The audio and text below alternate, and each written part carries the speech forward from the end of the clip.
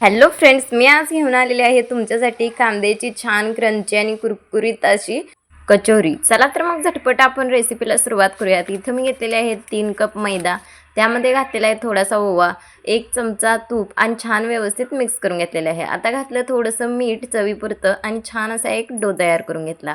आता हे 10 मिनिटांसाठी ठेवायचं आहे। चला तर टोमॅटोची चटणी आपण झटपट बनवणार आहे सोबत सर्व करण्यासाठी।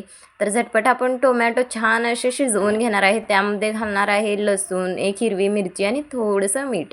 आता हे आपण थोडंसं थंड होऊ द्यायचं आणि छान असं मिक्सरला पेस्ट बनवून घ्यायची। आता हे छान असं आपण गाळून घ्यायचं आणि हो यामध्ये घालायचं आहे लाल तिखट, त्यानंतर अगदी थोडंसं साखर आणि लिंबूसुद्धा पिळून घ्यायचं आहे। चला तर थोडंसं गाढे करून घ्यायचं आहे। चटणी आपली तयार आहे। चला तर झटपट आपण मसाला बनवून घेऊया। छान असा कांदा परतून घ्यायचा, त्यामध्ये थोडंसं हिंग घालायचं। आता यामध्ये घालायचं आहे आलं आणि हिरवी मिरची आणि मस्त असं परतून घ्यायचं। आता यामध्ये घालायचा आपण बनवलेला मसाला। आता यामध्ये घालायची धनेपूड, थोडीशी हळद, थोडासा गरम मसाला आणि थोडंसं मीठ। आता 4 चमचे यामध्ये बेसन घालायचं आणि मस्त असं मिक्स करून घ्यायचं।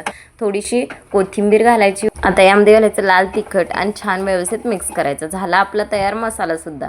चला तर इथं आता आपली 10 मिनिटं झालेली आहेत। मस्त अशी आपण कचोरी बनवून घ्यायची। त्यामध्ये घालायचं आहे आपलं फिलिंग आणि छान असं आपण आकार देऊन घ्यायचा आहे त्याला। बघा मी दाखवते या पद्धतीनं तुम्ही छान असं फिल करून घ्यायचं आणि मी दाखवते या पद्धतीनं पसरवून घ्यायचं।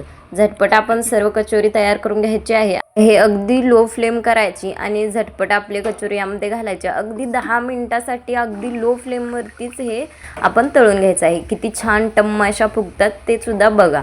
चला तर झटपट आपण असा कलर आला की काढून घ्यायचे आहे। चला तर मग अजून माझ्या चॅनलला सबस्क्राईब केलं नसेल तर झटपट सबस्क्राईब करा आणि हो लाईक करायला विसरू नका।